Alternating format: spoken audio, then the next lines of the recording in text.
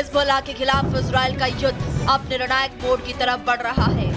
Hamas की तरह अब हिजबुल्लाह की टॉप लीडरशिप भी इजराइल के निशाने पर है। पिछले कई दिनों से जारी अटकलों के बीच अब खुद इजराइल ने हसन नसरुल्लाह के उत्तराधिकारी माने जा रहे हाशिम सफीउद्दीन के मारे जाने की पुष्टि की है। खुद इजरायली प्रधानमंत्री बेंजामिन नेतन्याहू ने इसका ऐलान किया है। हमने हिजबुल्लाह की ताकत को कम कर दिया है। हमने हजारों आतंकियों को मार गिराया, जिनमें खुद नसरल्लाह, उसका उत्तराधिकारी और उत्तराधिकारी का विकल्प भी शामिल है। पिछले साल 7 अक्टूबर को शुरू हुए हमले के बाद इजराइल और हमास का युद्ध शुरू हो गया था। इजराइल का पूरा फोकस गाजा पट्टी में अपनी जड़ जमाए हुए हमास पर था। इसी दौरान हिजबुल्लाह भी जबरन इस युद्ध में कूद पड़ा था। गाजा युद्ध के दौरान हिजबुल्लाह आतंकी इजराइल की उत्तरी सीमा पर लगातार हमले कर रहे थे, जिससे एक साथ इजराइल को दोनों मोर्चों पर उलझना पड़ा था।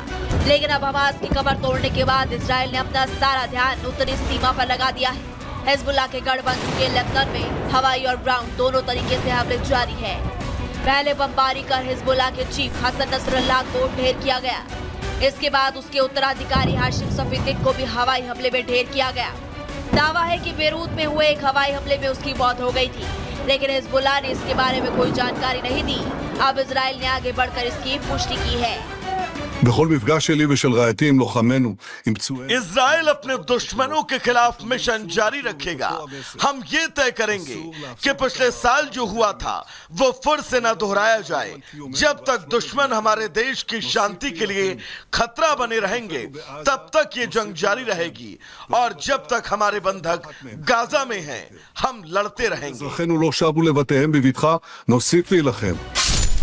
दरअसल चीफ के मारे जाने की खबरों पर हिजबुल्लाह ने चुप्पी साध रखी है। हाशिम सफीउद्दीन की कोई नई तस्वीर भी जारी नहीं की गई। नसरल्लाह की मौत की पुष्टि के बाद एक वीडियो सामने आया था।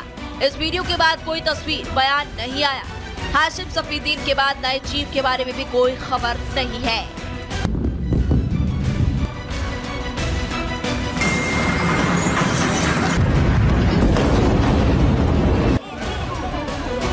इजराइल का दावा है कि हिजबुल्लाह इस समय एक ऐसा संगठन है जिसका कोई चीफ नहीं है। दूसरी तरफ इजरायली दावों पर हिजबुल्लाह की चुप्पी कई सवाल खड़े कर रही है। माना जा रहा है कि हिजबुल्लाह के खिलाफ हिजबुल्लाह के चीफ को जिस तरह से इजराइल निशाना बना रहा है, उससे हिजबुल्लाह के अंदर डर का माहौल है, क्योंकि नए चीफ के नाम के खुलासे के बाद एक बार फिर वही शख्स इजराइल के निशाने पर आ जाता है। Bureau report, Republic Bharat.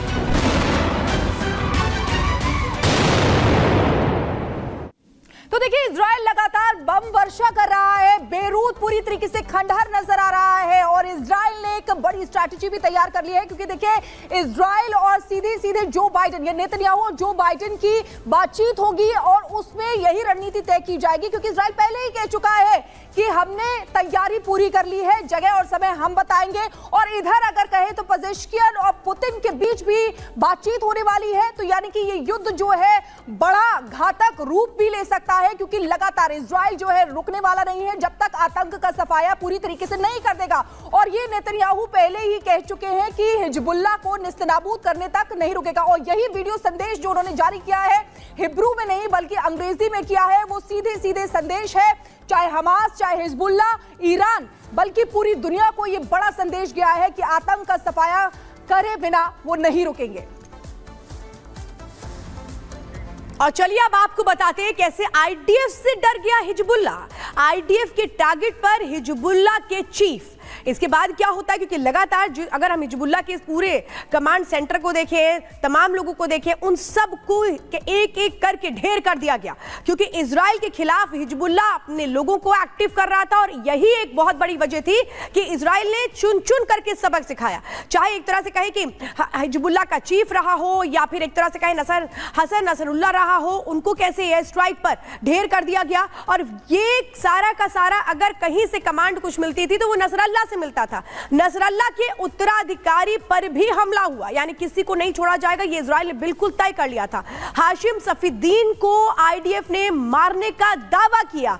क्यों डर रहा है हिजबुल्लाह आईडीएफ से, ये वजह बहुत बड़ी ये है। हाशिम के बाद नए चीफ के नाम पर अभी तक खुलासा नहीं हुआ है कि आखिर नया चीफ कौन होगा, नया चीफ कब बनेगा, इसको लेकर अभी तक कोई भी अपडेट नहीं है। नए चीफ पर भी हमले की आशंका को लेकर के चुप्पी साधी गई है, क्योंकि ये माना जा रहा है उस पर भी अटैक किया गया है, लेकिन ऐसा अभी तक हिजबुल्लाह की तरफ से नहीं बताया गया। नए चीफ को लेकर के जो भी स्ट्रैटेजी है उसको हिजबुल्लाह पूरी तरह से गोपनीय रखना चाहता है। देखिए, पिछले साल की अगर बात करें तो इजराइल ने गाजा पर जिस तरह से तबाही मचाई थी, ठीक वैसी ही तबाही इजराइल अब लेबनान में मचाने की तैयारी कर रहा है। इजराइल की सेना ने लेबनान से सटे कई गांवों को खाली करा लिया है और साथ ही जिसका सीधा ये मतलब है कि युद्ध अब आमने सामने का होगा। कैसे, इस रिपोर्ट में देखिए।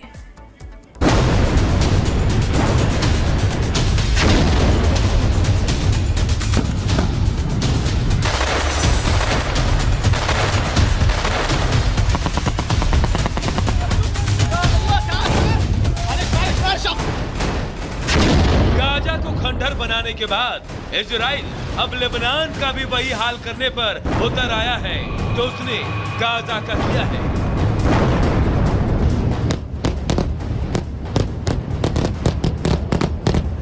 नेतन्याहू ने अब लेबनान की चारों तरफ से घेराबंदी कर दी है। इजराइल ने लेबनान सीमा के पास बसे 5 गांवों को खाली करा लिया है। ये 5 इलाके कौन कौन से हैं, ये आपको मैप के जरिए समझा देते हैं।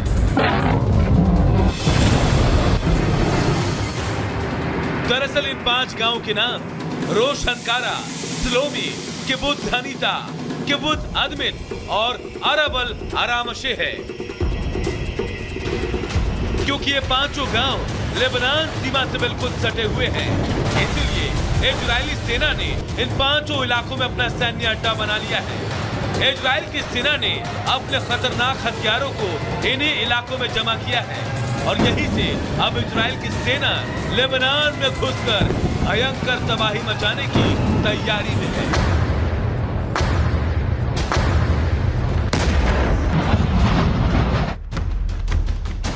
इजराइल डिफेंस फोर्स ने अब इन इलाकों में आम लोगों के एंट्री पर रोक लगा दी है। वहीं इन इलाकों में रहने वाले लोगों को भी दूसरी जगह विस्थापित किया गया है, जो इस बात का संकेत है कि युद्ध अब भीषण होगा, क्योंकि गाजा में युद्ध के समय भी इजराइल ने यही किया था। इजराइल ने गाजा से सटे इलाकों को खाली करा लिया था और फिर जमीन के रास्ते इजरायली सेना ने घुसकर गाजा में जमकर तबाही मचाई थी और उसे पूरी दुनिया ने देखा था।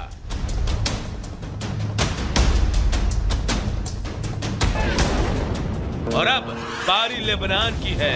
नंबर लेबनान का आ गया है। लेबनान को खंडहर बनाने के लिए और हिजबुल्लाह के खुफिया ठिकानों को तहस नहस करने के लिए नेतन्याहू का पूरा प्लान तैयार है।